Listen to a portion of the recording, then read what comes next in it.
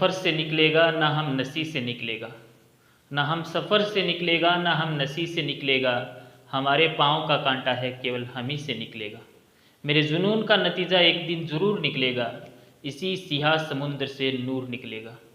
नमस्कार दोस्तों, मैं हूं ऋतुराज पारिक और आप सबका हमारे अपने YouTube channel super RP English पर एक बार फिर से स्वागत करता हूं। प्यारे दोस्तों, आज के इस टॉपिक में हम नरेशन का अध्ययन करेंगे। नरेशन, जिसे आप स्पीच के नाम से भी जानते हो। डायरेक्ट स्पीच और इनडायरेक्ट स्पीच जो होते हैं, हर एग्ज़ाम के लिए एक यूनिक टॉपिक होता है। एग्ज़ाम में क्वेश्चन पक्के आते हैं। पिछले 5-7 दिनों से मैं लगातार वोकेबलरी की वीडियो डाल रहा हूँ। आज ये जो वीडियो है, इसमें पूरा का पूरा नरेशन मैं आपको करवाने की कोशिश करूँगा, तो ध्यान से इस टॉपिक को पढ़ें। मैं हर कंसेप्ट को, हर क्वेश्चन को, हर एक लॉजिक को टच करने की कोशिश करूँगा ताकि कोई भी कंसेप्ट छूटे ना। चलो देखते हैं नरेशन स्पीच। हमारा आज का जो टॉपिक है बड़ा ही शानदार टॉपिक है, नरेशन। NARRATION, narration. नरेशन को दोस्तों हम दूसरे शब्दों में स्पीच के नाम से भी जानते हैं। ठीक है, नरेशन को हम दूसरे शब्दों में स्पीच के नाम से भी जानते हैं। ये जो हैं दो प्रकार के होते हैं। पहला है डायरेक्ट स्पीच, और दूसरा है indirect speech. Direct speech and indirect speech. ध्यान से समझो। जिस प्रकार से हमने वॉइस को पढ़ा था, वॉइस के भी दो भाग बांटे थे हमने, एक एक्टिव वॉइस एंड एक पैसिव वॉइस। वैसे ही किसी भी बात को कहने के दो लहजे होते हैं, दो तरीके से हम बातों को अपनी बातों को दूसरे के सामने डिलीवर कर सकते हैं। और वही जो दो प्रकार हैं वो डायरेक्ट और इनडायरेक्ट के नाम से जाने जाते हैं। अंतर क्या होता है, डायरेक्ट स्पीच क्या होता है, इनडायरेक्ट स्पीच क्या होता है, अभी पढ़ते हैं इसके बारे में। ध्यान से देखो। डायरेक्ट स्पीच क्या होता है, जब वक्ता के द्वारा कहे गए जो शब्द होते हैं, यानी कि स्पीकर के जो शब्द होते हैं, स्पीकर के शब्द, ठीक है, ज्यों के त्यों हम किसी के दूसरे के सामने रख देते हैं। ज्यों के त्यों किसी को बता देते हैं, किसी को बताना। ठीक है, यानी कि स्पीकर के जो शब्द होते हैं उनको ज्यों के त्यों किसी को बता देना। ठीक है, मान लो आपको किसी ने कुछ कहा, जैसे मैं बोलूँ राम ने मेरे से कहा कि मैं एक अच्छा लड़का हूँ। राम ने मेरे से कहा कि मैं एक अच्छा लड़का हूँ। यही बात मैंने आपको जाके बता दी कि राम ने मेरे से कहा था कि मैं एक अच्छा लड़का हूँ। ये तो हो गया मेरा डायरेक्ट स्पीच। मैंने उसके शब्दों में कोई परिवर्तन नहीं किया है। जब बिना परिवर्तन के बातें हम दूसरों के सामने रख देते हैं, वो डायरेक्ट स्पीच कहलाता है। लेकिन इनडायरेक्ट में क्या होता है, स्पीकर के जो शब्द होते हैं, स्पीकर के शब्दों को मैनिपुलेट किया जाता है। ठीक है, मैनिपुलेट किया जाता है। मैं शुद्ध हिंदी में ये बातें कर रहा हूँ, तो ध्यान से इसको समझ लिया जाए। स्पीकर के शब्दों को मैनिपुलेट किया जाता है। मैनिपुलेट का अर्थ होता है थोड़ा सा बदल देना, अपनी तरफ से कुछ चीज़ें और जोड़ देना। ठीक है, अब उसी सेंटेंस को अगर मैं आपको बोलूँ, पहले डायरेक्ट स्पीच में ऐसे बोला था कि राम ने मेरे से कहा मैं एक अच्छा लड़का हूँ। अब मैं इसको बदल के बोलूँ कि राम ने मेरे से कहा वह एक अच्छा लड़का है, यानी कि मैंने क्या कर दिया, उसके शब्दों में थोड़ा सा परिवर्तन कर दिया। ठीक है, जब अंग्रेजी में हम पढ़ेंगे तो उसके प्रोनाउन में परिवर्तन करेंगे, टेंस में भी परिवर्तन करेंगे और बहुत सारी चीज़ें हम पढ़ेंगे। ठीक है, तो ये कहलाता है इनडायरेक्ट स्पीच, यानी कि स्पीकर के शब्दों को मैनिपुलेट करना। अब मैं थोड़ा सा आपको मैनिपुलेट का अर्थ समझा देता हूँ। मैनिपुलेट का अर्थ है थोड़ा सा क्या कर देना, शब्दों में चेंज कर देना। ठीक है, चेंज मतलब थोड़ा सा बदलाव ला देना। ठीक है, एक इसका ईडियम और होता है मैनिपुलेट का। ठीक है, अगर आप में से कोई रीट की, सेकंड ग्रेड की या फर्स्ट ग्रेड की अगर तैयारी कर रहा है, और स्पेशली कोई CGL वगैरह की कोई तैयारी कर रहा है, तो उसके लिए ये ईडियम पढ़ना हमारे लिए आवश्यक हो जाता है यहाँ पे। और ईडियम है to doctor the accounts. Doctor the accounts, doctor का अर्थ क्या होता है, डॉक्टर, एक तो डॉक्टर हमारे चिकित्सक होता है, एक डॉक्टर वर्ब भी होती है, डॉक्टर करना, यानी कि उसका अर्थ होता है डॉक्टर का काम क्या होता है। जब मान लो हम किसी डॉक्टर के पास जाते हैं, बीमार होते हैं तभी जाते हैं, वो क्या करता है, हमारी चेकअप करता है। ठीक है, बायोप्सी करता है हमारी, उसके बाद हमें कुछ मेडिसिन बताता है, मेडिसिन देता है, यानी हमारे शरीर के अंदर वो क्या करता है, थोड़ा सा बदलाव लाने की कोशिश करता है। यानी डॉक्टर का अर्थ क्या है, थोड़ा सा बदलाव ला देना, छेड़खानी करना किसी के साथ, ठीक है। डॉक्टर द अकाउंट का अर्थ क्या हो गया, to manipulate, MANIPULATE, to manipulate the accounts. Account का अर्थ तो आप सब लोग जानते हो, अकाउंट्स यानी कोई भी अकाउंट मीन्स कोई बुक मान लो, कोई लेटर मान लो, ठीक है। जैसे सपोज करो आप लोगों ने मुझे कोई पत्र लिख के दिया कि सर ये पत्र है हमारा लिखा हुआ, या कोई बुक लिख के दी, आप बोलोगे सर इसमें कुछ गलतियां हैं तो वो हमें निकाल के दे दो। तो मैं क्या करूँगा, उसको पढ़ूंगा, उसमें अगर कोई गलतियां होंगी तो मैं उनको निकाल के उसकी जगह सही करके दूंगा। तो वो मैं उस लेटर को या उस बुक को डॉक्टर कर रहा हूँ, यानी कि मैनिपुलेट कर रहा हूँ। यानी आपके सामने सीधा सा इंग्लिश में पेपर में ईडियम आएगा, to doctor the accounts, to doctor the accounts. और अगर ये ईडियम आए तो उसका आपको अर्थ लिखना है, to manipulate the accounts, manipulate कर देना यानी कि बदलाव कर देना। यहाँ तक हमने दो चीज़ें पढ़ी हैं। किसी भी बात को कहने के दो लहजे होते हैं, दो तरीके होते हैं, और वो जो तरीका होता है उसी को कायदे से हम जानते हैं नरेशन या स्पीच। कौन से दो तरीके होते हैं, the first one is direct speech and the second one is indirect speech. Direct मतलब सीधा सीधा किसी को बोल देना बिना बदलाव किए, और इनडायरेक्ट मतलब थोड़ा सा बदलाव करके बोल देना किसी को, ठीक है। एग्जाम्पल लेते हैं छोटे छोटे दो और आपको समझाते हैं।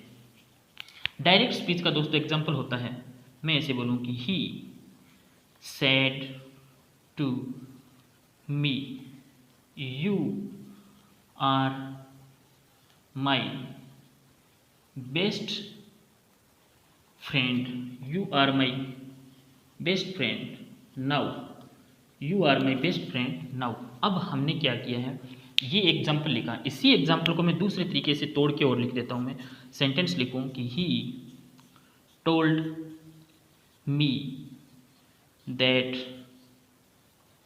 आई was his best friend then. अब देखो मैंने इसको, ये डायरेक्ट स्पीच का वाक्य था। डायरेक्ट स्पीच के वाक्य की पहचान क्या होती है, इसमें जो सेंटेंस होता है, जो बोली गई जो बात होती है, उसको इन्वर्टेड कोमा के अंदर बंद किया जाता है। इन्वर्टेड कोमा, कौन सी इन्वर्टेड कोमा कौन सी होती है, ये वाली जो कोमाएं हैं दोनों इन्वर्टेड कोमा के नाम से जानी जाती हैं, ठीक है। इन्वर्टेड कोमा का सही तरीके से जो लिखा जाता है उसको इस तरीके से बताया जाता है, ठीक है। 66 and 99, he said to me you are my best friend now. ये जो सेंटेंस था दोस्तों, ये सेंटेंस फिलहाल डायरेक्ट स्पीच का सेंटेंस है। He said to me you are my best friend now, ये डायरेक्ट स्पीच का सेंटेंस है क्योंकि इसमें इन्वर्टेड कोमा में सेंटेंस बंद है, ठीक है। लेकिन इसी सेंटेंस को मैंने इनडायरेक्ट में बदल दिया है। कौन से रूल के अकॉर्डिंग बदला है वो अभी तक आपको जानकारी नहीं होगी शायद, वो आगे हम पढ़ेंगे धीरे धीरे, लेकिन मैंने बदल दिया है। He told me, said to को मैंने यहाँ क्या कर दिया, टोल्ड कर दिया मी। इन दोनों जो वाक्य थे ये दो अलग अलग वाक्य थे, ठीक है। ये एक अलग वाक्य था और ये एक अलग वाक्य है, और दो अलग अलग वाक्यों को जोड़ने के लिए अंग्रेजी में एक शब्द होता है, और कायदे से हम उस शब्द को नाम से जानते हैं कंजंक्शन, ठीक है। मैं लिख के बताता हूँ आप लोगों को, कंजंक्शन, CONJUNCTION। ये नाम कंजंक्शन नहीं है, इसका अर्थ है कंजंक्शन। ये स्पेलिंग एरर में पूछा जाता है। कंजंक्शन पढ़ने से क्या होगा, ये एन जो है हम भूल सकते हैं, लेकिन हमें कंजंक्शन नहीं पढ़ना है, कंजंक्शन, ठीक है। जंक्शन पढ़ते हैं ना, रेलवे जंक्शन वाला, वो है ये। किसी भी दो वाक्यों को जोड़ने के लिए कंजंक्शन काम में लिया जाता है, और वो कंजंक्शन हमने यहाँ पे लगाया है दैट। कंजंक्शन का अर्थ होता है योजक, जोड़ने वाला, ठीक है, कनेक्ट करने वाला। You are my best friend, इसका मैंने बदल दिया I was his best friend then, ठीक है। ये क्यों बदला है, कैसे बदला है, वो तो आगे की बातें हैं, लेकिन अभी इस बात को समझो थोड़ा सा। ये डायरेक्ट स्पीच का वाक्य था और ये किस स्पीच का वाक्य हो गया, इनडायरेक्ट स्पीच का। यहाँ तक अगर आपको पॉइंट क्लियर हुआ है तो मैं आपको आगे पढ़ाना चालू करूँ, ठीक है। किस तरीके से बदले वो हम अभी सीखेंगे। Direct speech and indirect speech, इतनी चीज़ को अपनी कॉपी में नोट करो। टेक योर टाइम प्लीज, इसका स्क्रीनशॉट ले लो आप लोग, ठीक है। मिटा दिया जाए, ओके। हमने यहाँ तक सीखा है कि कोई भी जो बात को कहने के जो तरीके होते हैं, उस तरीके को ही हम नरेशन के नाम से जानते हैं, किस तरीके से कह रहे हैं। और वो दो तरीके होते हैं, पहला तरीका डायरेक्ट एंड दूसरा तरीका इनडायरेक्ट। डायरेक्ट में हूबहू बातों को रख दिया जाता है और इनडायरेक्ट में थोड़ा सा बदलाव कर दिया जाता है। अब मैं आपको छोटा सा उदाहरण लेके बताता हूँ। एक वही उदाहरण दोबारा लेता हूँ मैं। He said to me you are my best friend, you are my best friend. अब ये जो वाक्य है इसको मैं पहले आपको बता देता हूँ थोड़ा सा दोस्तों। ये डायरेक्ट स्पीच का वाक्य है, मैं इसको डीएस के नाम से लिखूंगा। अब डीएस मतलब डायरेक्ट स्पीच, ये डायरेक्ट स्पीच का वाक्य है। इस वाक्य के, अब यहाँ से आप चीज़ों को समझना शुरू कर दो। इस वाक्य के दो पार्ट हैं, एक तो ये वाला पार्ट और एक जो इन्वर्टेड कोमा के अंदर जो बंद है वो वाला पार्ट। ये आपको इन्वर्टेड कोमा स्पष्ट दिखाई दे रही होंगी, ठीक है। ये इन्वर्टेड कोमा के बंद अंदर जो बंद पार्ट है, एक तो वो वाला और एक इससे बाहर वाला, ठीक है। इन दोनों नामों को हम कायदे से कुछ नामों से जानते हैं। इसमें क्या होता है, इसको जानते हैं हम रिपोर्टिंग वर्ब के नाम से। इसको किस नाम से जानते हैं हम? रिपोर्टिंग वर्ब, ठीक है, रिपोर्टिंग वर्ब। और इसको हम जानते हैं reported speech, REPORTED, reported speech, ठीक है। Reporting verb and reported speech दो नामों से जानते हैं। जो इन्वर्टेड कॉमा के अंदर बंद होता है वो रिपोर्टेड स्पीच कहलाता है, और जो इन्वर्टेड कॉमा से बाहर होता है उसको बोलते हैं रिपोर्टिंग वर्ब। मैं आपको शॉर्ट में इससे आगे हम यूज करेंगे इसका RV और RS, ठीक है, RV और RS। अब ध्यान से सुनो, ये जो है ये रिपोर्टिंग वर्ब का सब्जेक्ट है। ये रिपोर्टिंग वर्ब का क्या है? सब्जेक्ट, ठीक है। ये रिपोर्टिंग वर्ब का सब्जेक्ट है। एंड ये मी, ये क्या है? रिपोर्टिंग वर्ब का ऑब्जेक्ट। ये रिपोर्टिंग वर्ब का क्या है? ऑब्जेक्ट है, ठीक है। ये सब्जेक्ट है और ये क्या है? ऑब्जेक्ट है। पॉइंट क्लियर हो गया? ही सेड टू मी, उसने मेरे से कहा, you are my best friend, ठीक है। यहाँ तक बात हो गई। अब बीच में हमारे एक सेड टू, ये वर्ब बच गई, ठीक है। सेड टू, ये हमारी क्या बच गई? बीच में वर्ब बच गई। यही जो है इसका सब्जेक्ट है और मी क्या है? इसका ऑब्जेक्ट है। ही सब्जेक्ट और मी ऑब्जेक्ट। ओके, आगे देखते हैं। ये सेड टू है, इसी को हम बोलते हैं रिपोर्टिंग वर्ब। रिपोर्टिंग वर्ब जो होता है ये 3 टेंस में हो सकता है अलग अलग। पहला टेंस कौन सा? Present tense. रिपोर्टिंग वर्ब अलग अलग टेंस में हो सकती है, प्रेजेंट, पास्ट एंड फ्यूचर। कोई ज़रूरी नहीं है कि यहाँ पे सेड टू ही आए, यहाँ पे प्रेजेंट भी आ सकता है, यहाँ पे पास्ट भी आ सकता है और यहाँ पे फ्यूचर भी आ सकता है, ठीक है। वैसे आगे अगर हम बात करें इस यू की, ये यू जो है ये इस रिपोर्टेड स्पीच का सब्जेक्ट है, ठीक है। ये आर जो है ये इसकी वर्ब है, ठीक है। और आगे ऐसे ऐसे करके हमारा सेंटेंस चलेगा, ठीक है।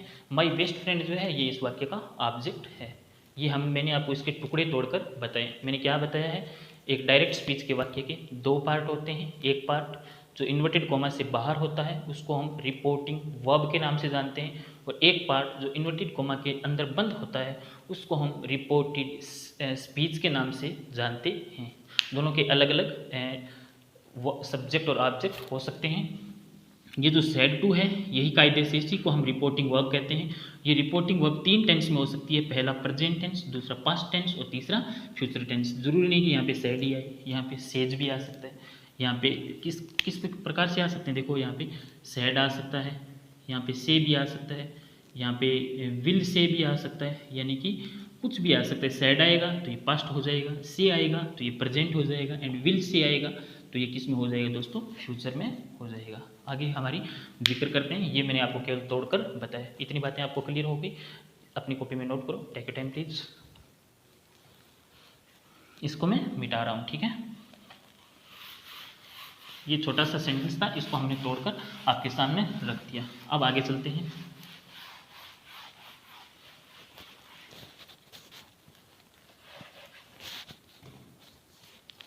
अब क्या होता है, किस किस प्रकार के सेंटेंस आ सकते हैं हमारे सामने, उसका जिक्र करते हैं। रिपोर्टिंग वर्ब में जो सेंटेंस फिक्स रहेगा, ही सेड आ जाएगा या ही सेज आ जाएगा या ही विल से आ जाएगा, उसका फर्क नहीं पड़ता है। लेकिन ये जो रिपोर्टेड स्पीच लिखा था ना हमने, रिपोर्टेड स्पीच, रिपोर्टिंग वर्ब में तो फिक्स रहते हैं सेंटेंस, ठीक है। रिपोर्टेड स्पीच की बात है। रिपोर्टेड स्पीच में अलग अलग प्रकार के सेंटेंस आ सकते हैं, और अलग अलग प्रकार के कौन कौन से सेंटेंस आ सकते हैं थोड़ा सा बताते हैं आप लोगों को। अंग्रेजी में दोस्तों 5 प्रकार के सेंटेंस होते हैं। अगर आपको कोई टाइप्स ऑफ सेंटेंस पूछे तो वो आप अंग्रेजी में बताओगे 5 प्रकार के। मैंने आपको पहले भी बता दिया है। पहला सेंटेंस होता है असर्टिव। मैं आपको फिर बता देता हूँ, अंग्रेजी में 5 टाइप के सेंटेंस होते हैं, और पहला सेंटेंस होता है असर्टिव, ASSERTIV, वी। दूसरा जो सेंटेंस होता है उसे बोलते हैं हम दोस्तों इंटेरोगेटिव। दूसरा सेंटेंस इंटेरोगेटिव। तीसरा जो सेंटेंस होता है उसे बोलते हैं हम इम्पेरेटिव, ठीक है। चौथा जो सेंटेंस होता है उसे बोलते हैं हम ऑप्टेटिव। और पांचवा जो सेंटेंस होता है उसे बोलते हैं हम एक्सक्लेमेटरी, ठीक है। मैंने पहले भी कई वीडियो में इन सेंटेंसेस के बारे में जिक्र किया है। ये पांचों सेंटेंस जो हैं ये किस में होते हैं, ये पांचों के पांचों सेंटेंस आते हैं हमेशा हमारे रिपोर्टेड स्पीच में, ठीक है। और जो रिपोर्टेड स्पीच में अलग अलग सेंटेंस आते हैं तो अलग अलग थोड़े थोड़े रूल लगते हैं, ठीक है। तो उनका हम एक एक सेंटेंस वाइज हम जिक्र करेंगे, टाइप वाइज जिक्र करेंगे। और पहला हमारा जो सेंटेंस है आज का वो है असर्टिव सेंटेंस। यदि रिपोर्टेड स्पीच में असर्टिव सेंटेंस हो तो कैसे रूल लगेंगे, कैसे क्या क्या होगा, इसको एक बार कॉपी में नोट कर लो। पहला टाइप, जब रिपोर्टेड स्पीच में क्या हो, असर्टिव सेंटेंस हो। जब रिपोर्टेड स्पीच में असर्टिव सेंटेंस हो, ठीक है, तब डिस्कस करते हैं। छोटा सा इसका एग्जाम्पल लिख लूँ, और एग्जाम्पल अगर लिखूँ तो वही एक छोटा सा और बता देता हूँ चलो आपको। He said to me I am not coming here, ठीक है। यहाँ पे अगर हम देखें तो फिर से एक बार उसी चीज़ को मैं फिर से रिवाइज कर रहा हूँ आपके सामने। दो प्रकार हो गई, पहला ये प्रकार रिपोर्टिंग वर्ब का, दूसरा ये प्रकार हमारा रिपोर्टेड स्पीच का, ठीक है, रिपोर्टेड स्पीच का। अब क्या करते हैं ध्यान से समझो। रिपोर्टिंग वर्ब का यही क्या है, सब्जेक्ट है, ठीक है। सब्जेक्ट होने के साथ साथ ये अपने आप में स्पीकर भी है, क्योंकि ये बोल रहा है। स्पीकर मीन्स जो बोलता है। ही सेड टू मी, उसने मेरे से कहा। ही सेड टू मी, कहने वाला कौन है, ही है यहाँ पे। ये क्या है, इस वाक्य का भी स्पीकर है।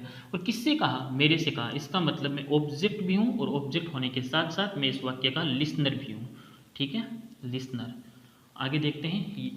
ऐसे ही इस प्रकार से हमने आगे बताया था, ये सब्जेक्ट है और ये आगे बातें चलेंगी हमारी। तो आगे इसमें अगर हम थोड़ा सा देखें, ये आर वी है और ये आर एस है, यानी ये रिपोर्टिंग वर्ब है और ये रिपोर्टेड स्पीच है, ठीक है, रिपोर्टिंग वर्ब और रिपोर्टेड स्पीच।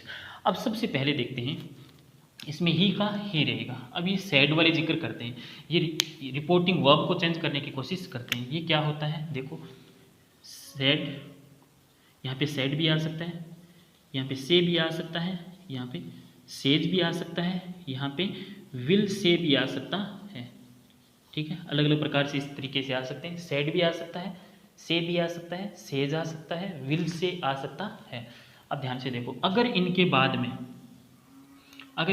में लिसनर नहीं है, अगर इनके बाद में लिसनर नहीं है, ठीक है, तो हम क्या करेंगे पता है, सैड को रख देंगे सैड में, से को रख देंगे से में, सेज को रख देंगे सेज में, एंड विल से को रख देंगे विल से में, ठीक है। अगर इसके बाद अगर लिसनर नहीं है तो सैड को सैड में, सेम को से में, सेज को सेज में, विल से को विल से में। मैंने रूल बताने चालू कर दिए, थोड़ा सा ध्यान से सुने प्लीज, ठीक है। लेकिन अगर वहीं इसके बाद में अगर लिसनर हो, वहीं इसके बाद में क्या हो, कोई हमारा लिसनर हो, तो एक बात समझने वाली हो गई कि लिसनर अगर होगा तो इससे पहले एक शब्द और आएगा सैड के साथ, और वो शब्द कौन सा आएगा, टू। जब सैड टू पूरा किस में चेंज हो जाएगा, टोल्ड में। सैड टू पूरा टोल्ड में। से टू किस में चेंज हो जाएगा, टेल में। सेज टू किस में चेंज हो जाएगा, टेल्स में, ठीक है। एंड विल से टू किस में चेंज हो जाएगा, विल टेल में, ठीक है। अब इस चीज़ को थोड़ा सा दोबारा से समझ लो। मैंने ही को तो ही में रख दिया, इसमें कोई हमने चेंजिंग नहीं किए। हमारी बात 2 नंबर पर आई हमारी सैड टू की, ठीक है, सैड टू।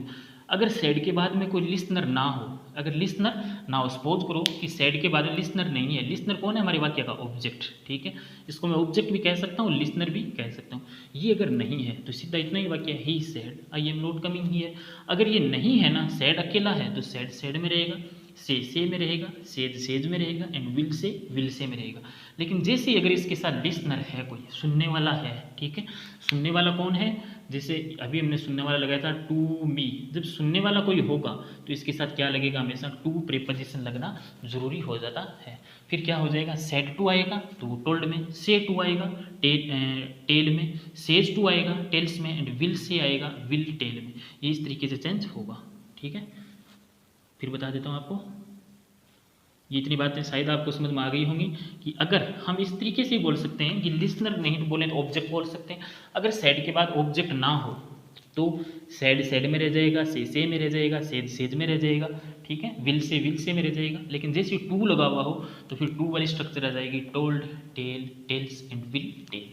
इतनी बात आपको क्लियर हो गई। इस चीज़ को लिख लो, मिटा रहा हूँ मैं इसे, ठीक है, इसको मैं मिटा रहा हूँ अपनी कॉपी में, इसको नोट कर लेना प्लीज़।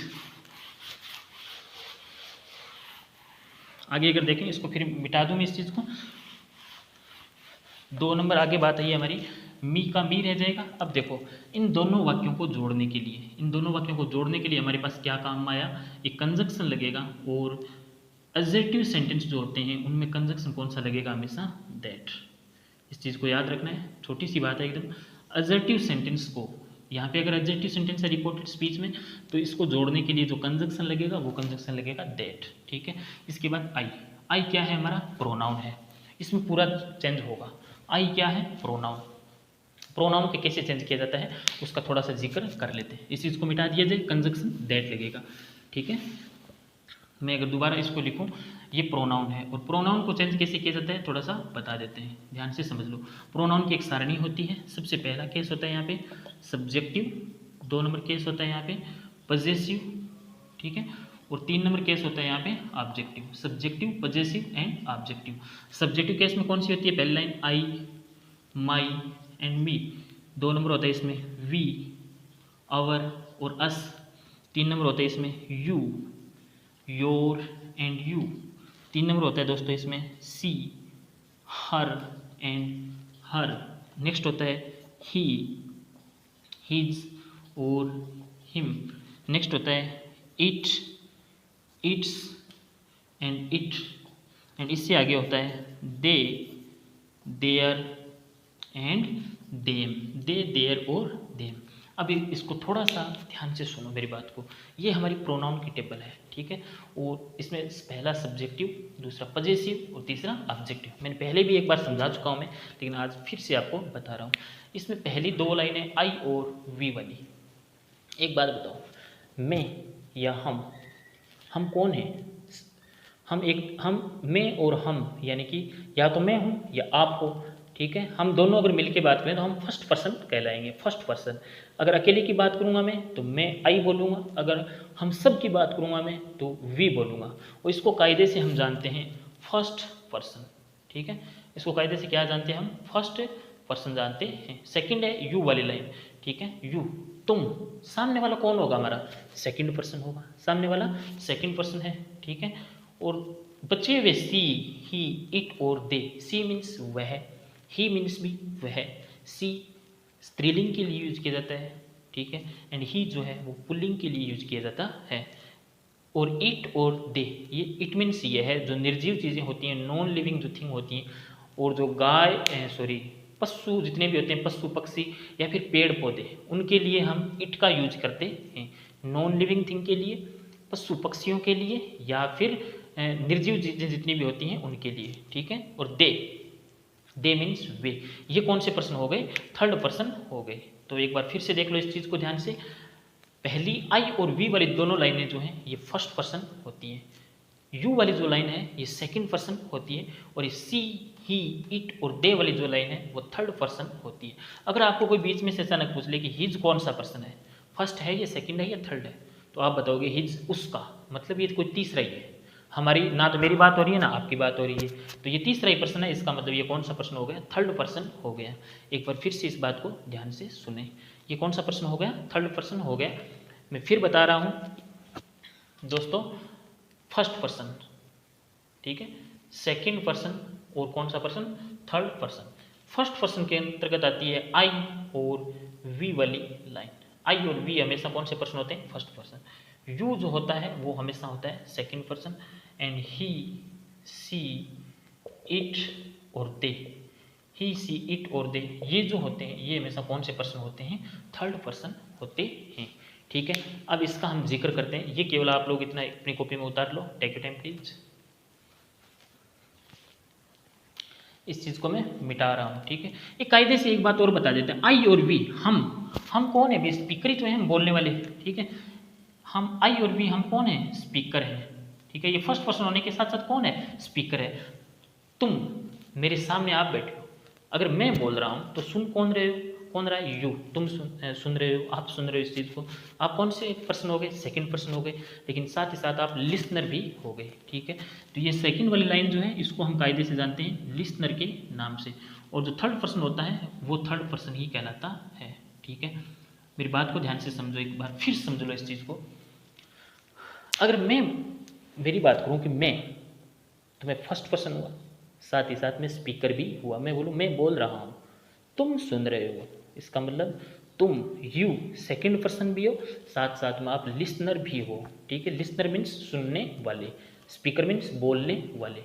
तो इस चीज़ का भी थोड़ा सा ध्यान रखें। फर्स्ट पर्सन हमेशा स्पीकर होता है, सेकंड पर्सन हमेशा लिसनर होता है, और थर्ड पर्सन वो होते हैं जिनका हमारी कम्युनिकेशन से किसी भी प्रकार का ताल्लुकात नहीं है उसका, ठीक है। इस चीज़ को लिखो, एक बार स्क्रीनशॉट ले लो इसका, मिटा दें, ओके। तो यहाँ तक हमने ये प्रोनाउन की सारणी पढ़ी है, क्योंकि हमें प्रोनाउन चेंज करने हैं, ठीक है। तो थोड़ा सा अगर देखें तो हमें पता चलेगा कि ये आई क्या है यहाँ पे इस वाक्य का, फर्स्ट पर्सन है, ठीक है। और फर्स्ट पर्सन कौन होता है, फर्स्ट पर्सन अपने आप में क्या होता है, स्पीकर होता है। फर्स्ट पर्सन अपने आप में क्या होता है, स्पीकर होता है। इस वाक्य का, इस रिपोर्टिंग वर्ब का स्पीकर कौन है यहाँ पे, ही है।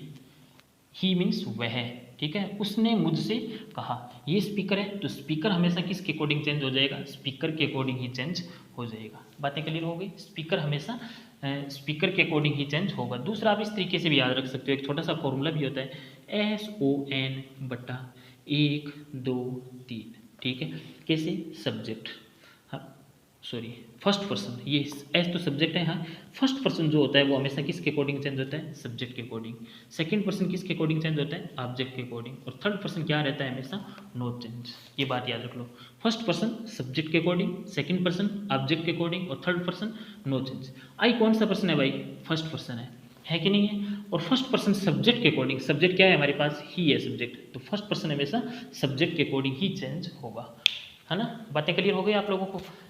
थोड़ा सा दो तरीके से बताया मैंने, लिसनर हमेशा लिसनर के अकॉर्डिंग और स्पीकर हमेशा स्पीकर के अकॉर्डिंग। मैं एक छोटा सा सेंटेंस और लिख के बताता हूँ, जरा हो सकता है आपकी थोड़ी सी बातें कन्फ्यूजन में हो इसमें। एक छोटा सेंटेंस और लिख रहा हूँ मैं, जैसे मैं लिखूँ,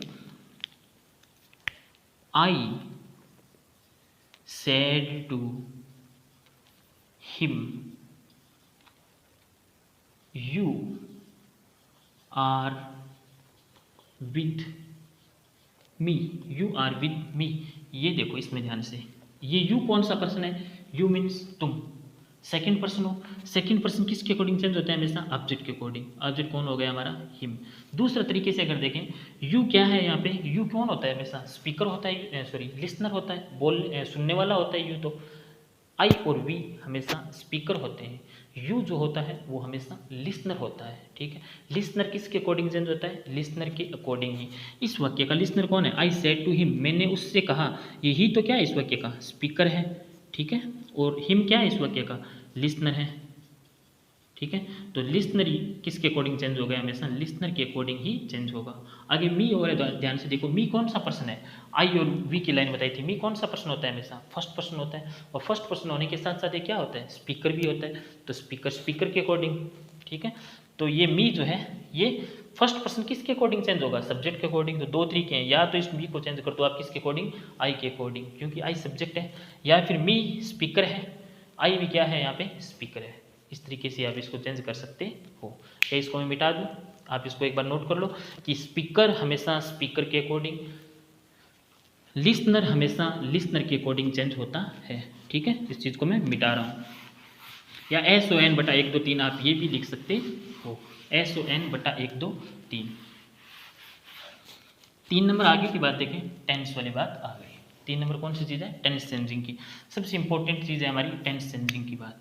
टेंस चेंजिंग ये कैसी होती है, टेंस चेंजिंग। सबसे पहले एक बात बता दूं मैं आप लोगों को, रिपोर्टेड स्पीच का टेंस चेंज होता है, ठीक है। रिपोर्टेड स्पीच का, एक बात ध्यान से मेरी सुन लो, रिपोर्टेड स्पीच का टेंस चेंज कब होता है, इस बात को समझना हमारे लिए ज़रूरी है, ठीक है। रिपोर्टेड स्पीच का टेंस चेंज कब होता है, इसको समझना ज़रूरी है। ये तब होता है जब रिपोर्टिंग वर्ब पास्ट टेंस में हो।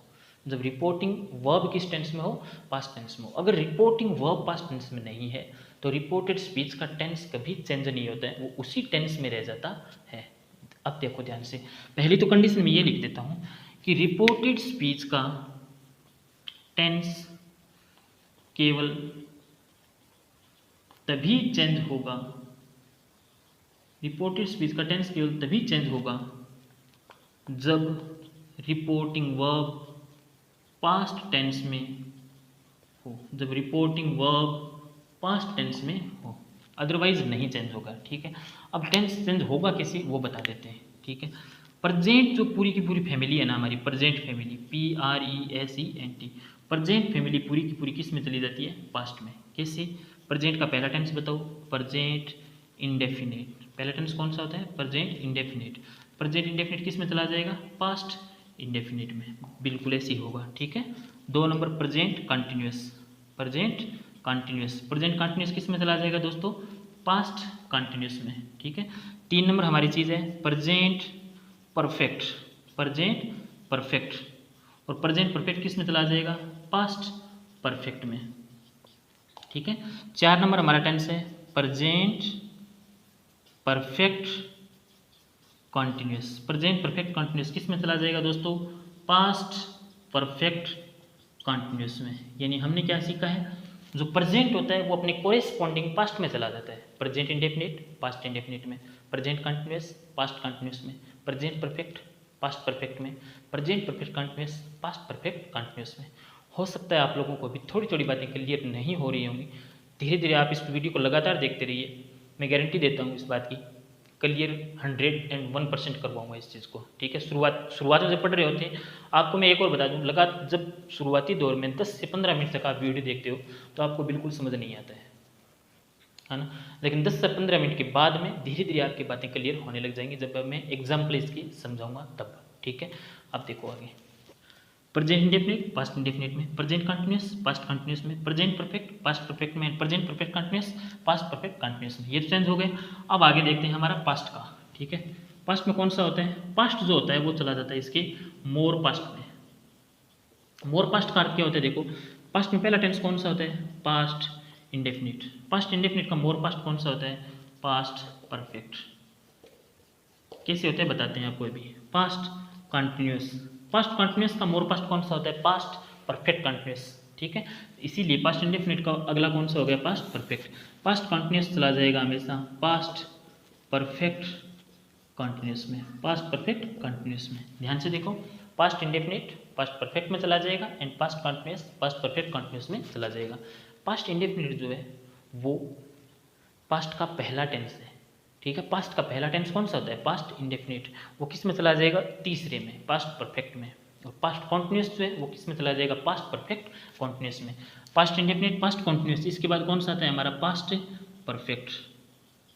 ठीक है, पास्ट परफेक्ट ये तो खुद मोर पास्ट है, खुद अपने आप में, इससे आगे जा नहीं सकता, ये चेंज नहीं होगा। एंड एक है हमारा पास्ट परफेक्ट कॉन्टिन्यूस, ये भी कभी चेंज नहीं होगा, क्योंकि ये खुद अपने आप में क्या है, मोर पास्ट है, इससे आगे पास्ट है ही नहीं, तो पास्ट को पास्ट में ही रखा जाता है, इसीलिए ये दोनों जो टेंस हैं वो चेंज नहीं होते हैं। इतनी बातें आपको क्लियर हो गई, इस चीज़ को मिटा रहा हूँ मैं, अपनी कॉपी में नोट करो। एक बात ध्यान से इसका समझा, एक पॉइंट याद रखना है, रिपोर्टेड स्पीच यानी ये टेंस चेंज, पर्सन चेंज, सब कुछ इसी के होते हैं, ये फर्स्ट पर्सन होता है, ये होता है, ये सारा इसी का चेंज होता है। इस रिपोर्टिंग वर्ब में तो केवल ये है ना सेड वाली पार्ट, केवल यही चेंज होगा, बाकी कुछ चेंज नहीं होगा। ठीक है, सीजीएलई की अगर बात करें, अगर आपने कोई सीजीएलई की तैयारी करना चाहता है कोई भी बंदा, ये मेंस में 27 क्वेश्चन आते हैं, 27 क्वेश्चन। ठीक है, वही अगर वॉइस की बात करें तो वॉइस के 20 क्वेश्चन आते हैं, टोटल 47 मार्क्स इसका एवरेज होता है। और एलडीसी का भी पेपर देना चाहो, किसी भी चीज़ का पेपर देना चाहो, उसमें भी 5-6 क्वेश्चन इससे ज़रूर आते हैं। तो दोस्तों प्लीज़ ध्यान से इसको समझ लेना, बाकी आपकी सोच है, आपकी मर्जी है, इसको मिटा रहा हूँ मैं।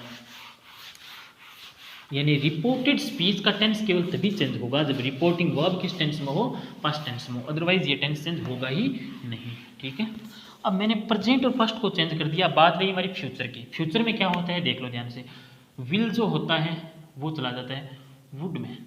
ठीक है, कैन जो होता है वो चला जाता है कुड में, मे जो होता है वो चला जाता है माइट में, मे किस में चला जाता है माइट में, सेल किस में चला जाता है शुड में, ठीक है। वो अकॉर्डिंग टू भाव लगेगा, शुड कहाँ लगना है कहाँ नहीं लगना है वो आगे बताएंगे मॉडल में। सेल शुड में चला जाएगा, मे माइट में चला जाएगा, कैन कुड में चला जाएगा, विल वुड में चला जाएगा, ये तो है मॉडल के, ठीक है। और ये अगर आए वुड खुद आ जाए, ठीक है, वुड आ जाए, कुड आ जाए, शुड आ जाए, ठीक है, या फिर माइट आ जाए, तो ये इससे आगे चेंज होगा ही नहीं। विल वुड में चला जाता है तो इससे आगे चेंज नहीं है, तो ये सारे के सारे क्या रह जाएंगे, हमेशा नो चेंज रह जाएंगे, ठीक है। अब एक मेरी बात को ध्यान से सुन लो, विल अपने आप में क्या है, एक मॉडल है, विल अपने आप में क्या है, मॉडल है, ठीक है। और विल प्रेजेंट का मॉडल माना जाता है और वुड पास्ट का माना जाता है, कैन कुड का माना जाता है, सॉरी कैन प्रेजेंट का मॉडल माना जाता है और कुड जो है वो पास्ट का, इसका पास्ट रूप माना जाता है। ये मे प्रेजेंट माना जाता है और माइट जो है वो पास्ट माना जाता है। अब एक बात मैं ध्यान से कंक्लूजन बताता हूँ आप लोगों को, ध्यान से इसको सीखना, थोड़ा सा इस चीज़ को मिटा दूँ मैं, नोट कर लेना प्लीज़। वॉइस वाले में इसमें कंफ्यूज मत हो जाना, वॉइस अलग चीज़ है, ये अलग चीज़ है, ठीक है। इस वाक्य को मैं थोड़ा सा इजी कर रहा हूँ, एक बार मैं इसको मिटा रहा हूँ मैं यहाँ तक, ठीक है। अब एक बात को ध्यान से और समझ लो मेरी,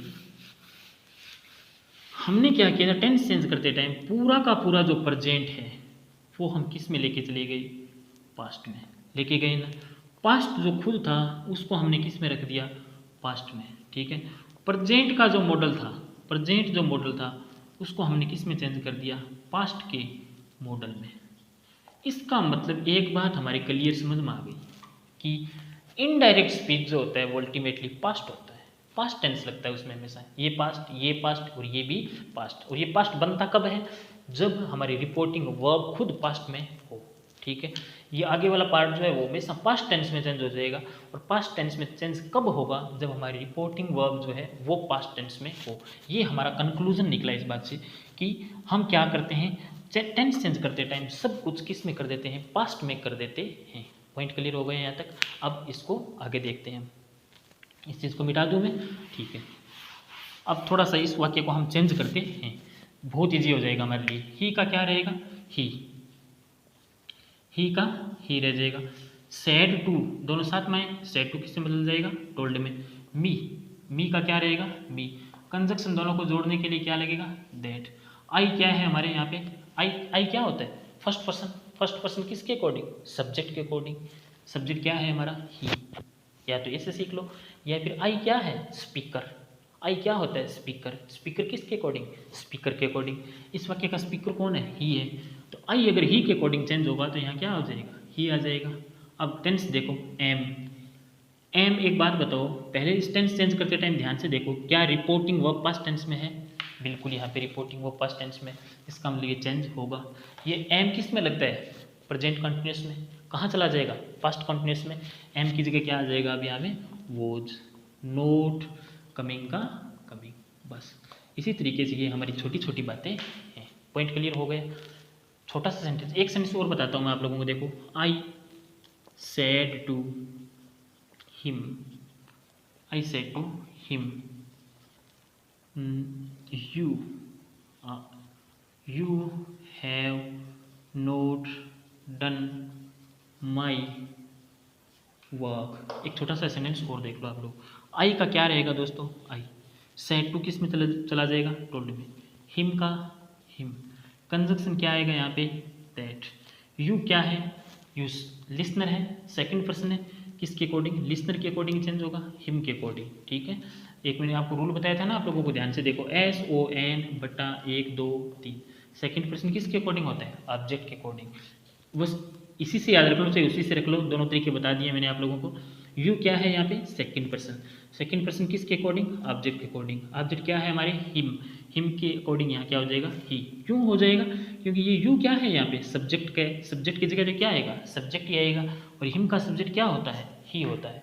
हिम का सब्जेक्ट क्या होता है, ही। अब देखो ये have present perfect, past perfect में चला जाएगा, क्या लग जाएगा, हैड नोट डन। फिर आगे क्या है हमारे, माई। माई कौन सा पर्सन है, फर्स्ट पर्सन। फर्स्ट पर्सन किसके अकॉर्डिंग, सब्जेक्ट के अकॉर्डिंग। सब्जेक्ट क्या है, आई है। भाई माई अगर आई के अकॉर्डिंग चेंज होगा तो यहाँ पे माई की जगह क्या आएगा, माई आएगा, क्योंकि माई पजेसिव केस है और आई का पजेसिव केस क्या होता है, माई खुद होता है, माई वॉक का वॉक। ठीक है, इतनी बातें आप लोगों को क्लियर हुई। मैं दोबारा से इसको समझाऊंगा एक बार, थोड़ा सा अपनी कॉपी में इसको नोट करो, टेक योर टाइम प्लीज। दोस्तों असर्टिव सेंटेंस के मैं एक बार फिर से ब्रीफ में सारे रूल एक बार फिर पढ़ा रहा हूँ आप लोगों को, ध्यान से देखें प्लीज़ इसको। असर्टिव सेंटेंस को इनडायरेक्ट स्पीच में बदलने के नियम। पहले रिपोर्टिंग वर्ब को चेंज करते हैं। रिपोर्टिंग वर्ब में डायरेक्ट स्पीच और इनडायरेक्ट स्पीच में ये होगा। डायरेक्ट स्पीच में अगर केवल सैड हो तो सैड ही रखें, यानी कि अगर टू ना लगा हुआ हो तो फिर उसको बदलना नहीं है। केवल से हो तो से में रखें, सेज हो तो सेज में रखें, विल से हो तो विल से में रख दें। लेकिन अगर सैड टू हो तो टोल्ड में बदल दें, से टू हो तो टेल में बदल दें, सेज टू हो तो टेल्स में बदल दें, एंड विल से टू हो तो विल टेल में बदल दें। ये हमारी रिपोर्टिंग वर्ब चेंज हो गई। अब आते हैं रिपोर्टेड स्पीच के आगे। इन्वर्टेड कोमास को हटाकर दैट कंजंक्शन लगता है, ये आपको पता है। इन्वर्टेड कोमा को हटाकर कौन सा कंजंक्शन लगता है, दैट कंजंक्शन लगता है। अब देखो रिपोर्टेड स्पीच के पर्सन चेंज, पर्सन जानते हो ना, फर्स्ट पर्सन, सेकंड पर्सन और थर्ड पर्सन। रिपोर्टेड स्पीच के किस तरीके से चेंज होते हैं। आई और वी जो होते हैं वो अपने आप में फर्स्ट पर्सन होते हैं, साथ ही साथ स्पीकर भी कहलाते हैं। यू जो होता है वो सेकंड पर्सन होता है और वो साथ ही साथ क्या होता है, लिसनर भी होता है। ही, सी, इट और दे जो होता है वो थर्ड पर्सन कहलाता है, जिसके बारे में हम बातें कर रहे हैं वो फर्स्ट, सेकंड और थर्ड पर्सन। फर्स्ट पर्सन हमेशा सब्जेक्ट के अकॉर्डिंग, सेकंड पर्सन हमेशा ऑब्जेक्ट के अकॉर्डिंग और थर्ड पर्सन हमेशा नो चेंज। ठीक है, फर्स्ट पर्सन सब्जेक्ट के अकॉर्डिंग, या फर्स्ट पर्सन स्पीकर होता है तो स्पीकर स्पीकर के ही अकॉर्डिंग, लिसनर लिसनर के ही अकॉर्डिंग। ठीक है, ये हमारा 3 नंबर रूल था। और जो थर्ड पर्सन जो है वो क्या रह जाएगा, हमेशा नो चेंज रहता है। चौथा, टेंस चेंजिंग। रिपोर्टेड स्पीच के टेंस केवल तभी चेंज होते हैं जब रिपोर्टिंग वर्ब किस टेंस में हो, पास्ट टेंस में हो। ध्यान से समझते हैं इसको। प्रेजेंट कोरेस्पॉन्डिंग पास्ट में चला जाता है। मान लो प्रेजेंट इंडेफिनिट है, पास्ट इंडेफिनिट में। प्रेजेंट कंटिन्यूअस, पास्ट कंटिन्यूअस में। प्रेजेंट परफेक्ट, पास्ट परफेक्ट में। Present perfect continuous, past perfect continuous में। पास्ट मोर पास्ट में, मतलब पास्ट इंडेफिनिट पास्ट परफेक्ट में। Past continuous, past perfect continuous. लेकिन जो ये मोर पास्ट है ये कहाँ जाएगा, past perfect and past perfect continuous कहाँ जाएंगे, कहीं नहीं जाएंगे, ये क्या रह जाएंगे, नो चेंज रह जाएंगे। विल, कैन और मे, इस तरीके के जो प्रेजेंट के मॉडल होते हैं वो पास्ट में चले जाते हैं। विल वुड में, कैन कुड में, मे माइट में। लेकिन वुड कुड माइट ये कहाँ जाएंगे, ये कहीं नहीं जाएंगे, ये यहीं रहेंगे। इसमें क्या रहेगा, हमेशा नो चेंज रहेगा। ये इतनी सी बात थी, ये रूल थे। एक छोटा सा रूल और बचा है वो और करवा देता हूँ, उसके बाद हम करेंगे अलग अलग टाइप्स के कुछ सेंटेंसेज। ओके, नेक्स्ट है हमारा चेंज इन एडवर्ब्स, यानी एडवर्ब में चेंज होना, क्रिया विशेषण में चेंज होना। वो कैसे होगा, अगर नाउ नाम आए तो किस में चला जाएगा, डेन में। टुडे आए तो किस में चला जाएगा, दैट डे में। हेयर आए तो देयर में। दिस आए तो दैट में। दीज दोज में चला जाएगा। एगो बिफोर में। येस्टरडे द प्रीवियस डे में। टुमारो द नेक्स्ट डे में। टू नाइट दैट नाइट में। नेक्स्ट द फॉलोइंग में।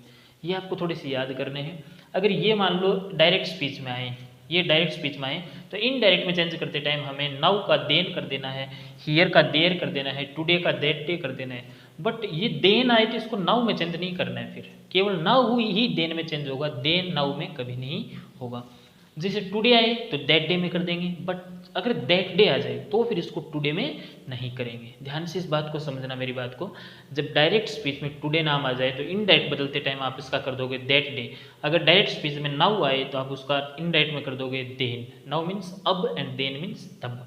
टुडे मीन्स आज और दैट डे मीन्स उस दिन। ठीक है, टू नाइट आई तो आप कर दोगे दैट नाइट। दिस आए तो कर दोगे दैट। दीज आए तो दोज। यानी हम उसको थोड़ा सा दूर दिखाने की कोशिश करते हैं, यहाँ का वहाँ, ये का वो, अब का तब, आज का उस दिन, आज रात उस रात। यानी कि थोड़ा सा इसको दूर दिखाने की कोशिश करते हैं, पास्ट में दिखाने की कोशिश करते हैं, क्योंकि इनडायरेक्ट स्पीच में पास्ट टेंस लगता है। बातें क्लियर हो गई आप लोगों को। ये आए तो ये इस तरीके से करना है, इसको अपनी कॉपी में नोट करो, टेक टाइम प्लीज, ताकि मैं आपको कुछ आगे सेंटेंस करवा सकूँ। तो दोस्तों ये हमारी एक्सरसाइज है असर्टिव सेंटेंस पर बेस्ड, उस पर आधारित। आप एक बार इसको करने की कोशिश करो, जितने भी आपको रूल बताए हैं उन रूल को अप्लाई करने की कोशिश करो इस पर, और फिर मैं आपको इसका आंसर बताता हूँ। देखते हैं कहाँ तक हमारी बात पहुँची है। इसको करो, इसका स्क्रीनशॉट ले लो, फिर इसको करने की कोशिश करो, ठीक है। मैं रुकूंगा नहीं बीच में, लगातार बताऊंगा आप लोगों को। चलो ठीक है, पहला क्वेश्चन बताता हूँ मैं आप लोगों को। He said to me you can go out from here, he said to me you can go out from here. अगर इस सेंटेंस को अगर हम ध्यान से करें तो ही का क्या रहेगा, he, said to told, me का मी, कंजंक्शन दैट। यू कौन सा पर्सन दोस्तों, वेरी गुड शाबाश, कौन सा, सेकंड पर्सन। और सेकंड पर्सन हमेशा किसके अकॉर्डिंग चेंज होता है, ऑब्जेक्ट के अकॉर्डिंग। सेकंड पर्सन किसके अकॉर्डिंग, ऑब्जेक्ट के अकॉर्डिंग। दूसरी बात, सेकंड क्या होता है, सेकंड पर्सन हमेशा, यू क्या होता है, सामने वाला लिसनर होता है। लिसनर किसके अकॉर्डिंग, लिसनर के ही अकॉर्डिंग। यहाँ पे लिसनर क्या है, me. He said to me you can go out from here, तो दैट यू अगर मी के अकॉर्डिंग चेंज होगा तो क्या आ जाएगा यहाँ पे, आई। अब आई क्यों आ जाएगा, मी का मी क्यों नहीं आया, ये थोड़ा सा मैं आप लोगों को बताता हूँ। ये इसीलिए नहीं आया क्योंकि अगर सब्जेक्ट है तो उसकी जगह सब्जेक्ट आएगा, अगर ऑब्जेक्ट है तो ऑब्जेक्ट आएगा, अगर पोजेशन है तो पोजेशन आएगा, ठीक है। पोजेशन होगा तो पोजेशन आएगा, ऑब्जेक्ट होगा तो ऑब्जेक्ट आएगा, हम बदल नहीं सकते केस को। अब ये किसकी जगह है, यू की जगह, यू सब्जेक्ट है, इसका सब्जेक्ट की जगह सब्जेक्ट आना चाहिए। मी का सब्जेक्ट क्या बन गया हमारे, आई। कैन, कैन कुड में जाएगा या नहीं जाएगा ये डिपेंड करता है हमारी रिपोर्टिंग वर्ब पे। इससे बहुत सारे क्वेश्चन आते हैं। रिपोर्टिंग वर्ब देखो कौन से टेंस में, पास्ट टेंस में, तो कैन किस में चला जाएगा, कुड में चला जाएगा, ठीक है। कुड, गो का गो, आउट का आउट, फ्रॉम का फ्रॉम, और हेयर का देयर। हेयर किस में चला जाएगा, देयर में चला जाएगा। नेक्स्ट 2 नंबर वाक्य देखते हैं। He said to me he is reading Ramayan now with my brother, ठीक है। ही का क्या रहेगा, he, said to told, me का मी, कंजंक्शन दैट। ही कौन सा पर्सन है, third person. Third person no change रहता है हमेशा, ही का ही रह जाएगा। इज, पहले देखो कि टेंस चेंज होगा कि नहीं होगा, ये किस बात पे डिपेंड करता है, रिपोर्टिंग वर्ब पे। रिपोर्टिंग वर्ब पास्ट टेंस में है, इसका मतलब इज का क्या आ जाएगा, वोज आ जाएगा। एक छोटी सी बात मैं आप लोगों को और बता देता हूँ, ध्यान से सुनो। बात यह है कि अगर रिपोर्टिंग वर्ब पास्ट टेंस में है ना, तो आगे आने वाला टेंस हमेशा पास्ट ही होगा। याद रखना इस बात को, आगे आने वाला टेंस हमेशा पास्ट ही होगा। विल नहीं आ सकता आगे, वुड आ सकता है। कैन नहीं आ सकता, कुड आ सकता है, ठीक है। इज नहीं आ सकता, वोज आ सकता है। यानी कि अगर किसी वाक्य की शुरुआत पास्ट से हो जाए तो आगे आने वाला वाक्य हमेशा पास्ट में रहेगा। इस बात पर आधारित एरर के क्वेश्चन भी बनते हैं जो नरेशन पर, स्पीच पर आधारित होते हैं, वो मैं आपको आगे करवाऊंगा, ठीक है। तो इस वाक्य को कर रहे थे हम, दैट ही वोज रीडिंग का रीडिंग, आगे रीडिंग का तो रीडिंग रह जाएगा, ही वोज रीडिंग, ठीक है। रामायण का रामायण, नाउ का क्या हो जाएगा दोस्तों, देन, विद का विद, माइक, माइक कौन सा पर्सन है, ध्यान से देखो, फर्स्ट पर्सन, किसके अकॉर्डिंग, सब्जेक्ट के अकॉर्डिंग। माई की जगह सब्जेक्ट, सब्जेक्ट क्या है हमारा, ही, तो यहाँ पे क्या आ जाएगा, हिज। अब हिज आएगा क्योंकि माई कौन सा केस है, पजेसिव केस है, तो पजेसिव की जगह पजेसिव आएगा। एंड ब्रदर का ब्रदर, ठीक है। भी फर्स्ट ग्रेड वालों के जो पहला पेपर होता है ना, उसमें भी ये क्वेश्चन आते हैं, ध्यान से समझ लो। ही सेड टू मी, ही का क्या रहेगा, ही, सेड टू किस में चला जाएगा, टोल्ड में, मी का मी, कंजंक्शन दैट। आई कौन सा पर्सन दोस्तों, फर्स्ट पर्सन, किसके अकॉर्डिंग चेंज होगा, सब्जेक्ट के अकॉर्डिंग, क्या हो जाएगा, ही। कुड का कुड रहेगा क्योंकि कैन तो होता है वो कुड में चला जाता है, बट कुड कुड में रहेगा, कुड। सोल्व का सोल्व, दी एग्जाम विद, आगे आया योर। योर कौन सा पर्सन है बताओ, सेकंड पर्सन। सेकंड किसके अकॉर्डिंग होता है, ऑब्जेक्ट के अकॉर्डिंग। ऑब्जेक्ट क्या है हमारे पास, मी, तो यहाँ पे क्या आ जाएगा, माई। समझ में आ रहा होगा, अगर नहीं समझ में आए तो प्लीज़ बता दीजिएगा मुझे कमेंट बॉक्स में। नेक्स्ट देखते हैं, my friend says to him you are not a wise man. My friend, my का क्या रहेगा, माई, फ्रेंड का फ्रेंड, सेज टू टेल्स में, हिम का हिम, कंजंक्शन दैट। यू कौन सा पर्सन, सेकंड पर्सन। सेकंड किसके अकॉर्डिंग, ऑब्जेक्ट के अकॉर्डिंग। ऑब्जेक्ट क्या है, हिम, तो क्या आ जाएगा, ही। आर, ध्यान से देखो कि टेंस चेंज होगा कि नहीं होगा। पहले भाई टेंस चेंज होना किस पे डिपेंड करता है, रिपोर्टिंग वर्ब पे। आप में से कई लोगों ने ये गलती कर दी होगी, ये किस पे डिपेंड करता है, रिपोर्टिंग वर्ब पे। रिपोर्टिंग वर्ब अभी देखो किस टेंस में है, बिल्कुल प्रेजेंट टेंस में, तो टेंस चेंज नहीं होगा। तो इज आर का है तो ये इसी टेंस में रह जाएगा, is not a wise man. बोलो बातें समझ में आई। अगर यहाँ तक बातें क्लियर हो गई हैं तो ये 4 नंबर तक आप उतार लो, मैं इसको मिटा रहा हूँ, नीचे वाले सेंटेंस में ऊपर समझाऊंगा, ठीक है। इसको अपनी कॉपी में नोट कर लो, टेक योर टाइम प्लीज। ठीक है, ये 4 नंबर सेंटेंस से मैं इसको मिटा रहा हूँ, देख लेना इसको।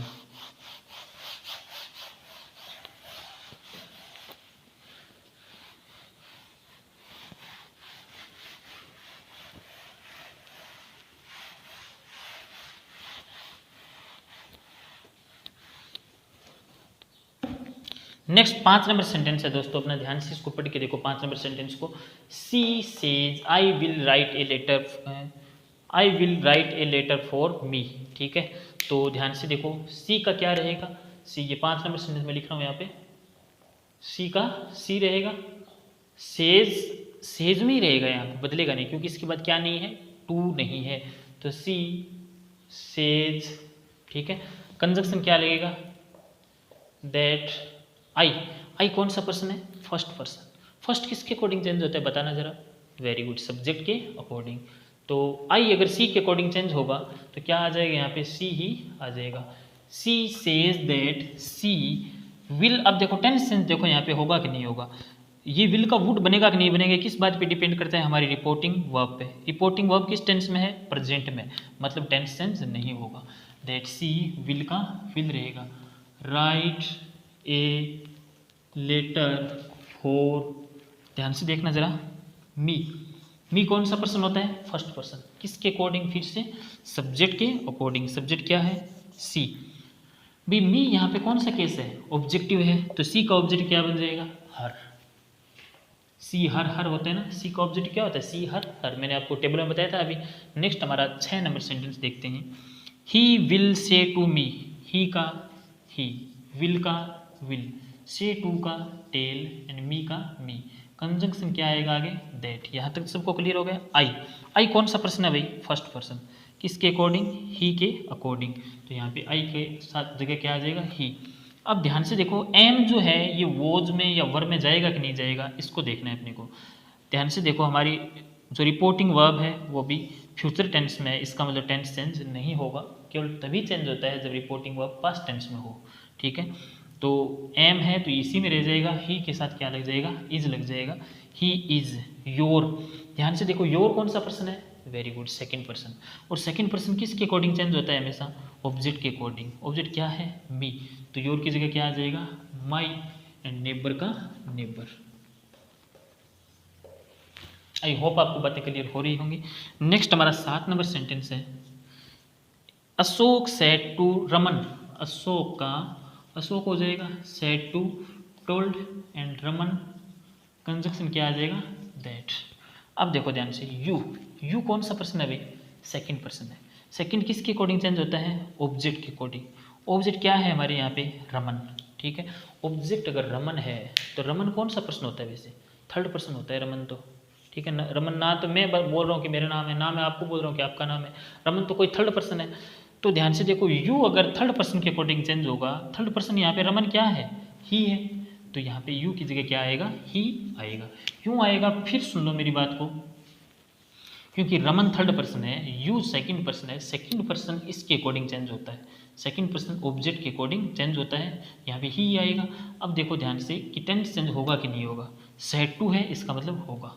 कैन किस में चला जाएगा दोस्तों बताना जरा, कुड में। स्पीक है ना आगे, he could speak English very well, he could speak English, आगे वेरी वेल वैसे का वैसा रह जाएगा। बोलो इतनी बातें क्लियर हुई, 7 नंबर सेंटेंस तक सबको समझ में आया। नेक्स्ट हम लेके आते हैं 8 और 9 नंबर सेंटेंस। इतना अपनी कॉपी में नोट कर लो प्लीज, मिटा दिया जाए, ओके।